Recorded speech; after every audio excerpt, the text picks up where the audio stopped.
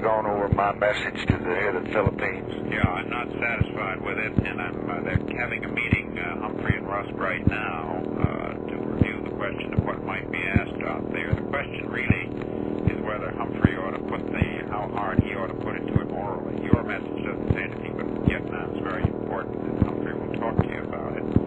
And we had a contingent agreement from Macapagal for about 2,200 men in a construction battalion. They have a legislative problem, the exact shape of which is as clear to me as it ought to be.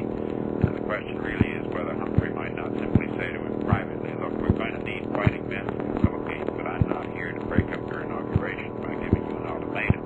But this is the thing that matters most to us. The Philippines, he's got a mess. He's got empty coffers and sugar problems. I think if you discuss Vietnam with Humphrey in any way, that he'd be in every column in America in the morning. Yeah. I've cautioned the boy 7 times, and this morning every paper down here is full of all the trades he's going to propose and what all he's going to do.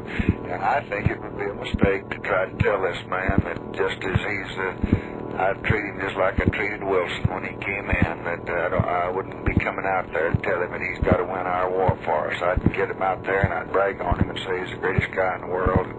We've all got interest out there.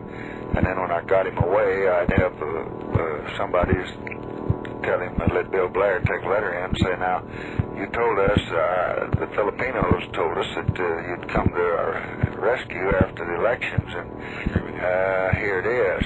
I would love for Humphrey to do this when he learned, but he just cannot learn. He just does not know. I saw Richard Wilson's had a lengthy interview with him today, and 2 or 3 more, and he is giving out interviews now that he is really on top of the world situation because he saw some Japanese newspaper man, and that his image against Bobby Kennedy is not as bad as they say, and he's very defensive, and he's a fool. I told him he quit worrying about his own goddamn image and go to worrying about the world a little bit and get these hirelings away from him while we will take care of his image. All you have to do is cut a little mustard into private.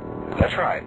But so I don't think it's wise to have him go out and make any proposition to anybody about anything.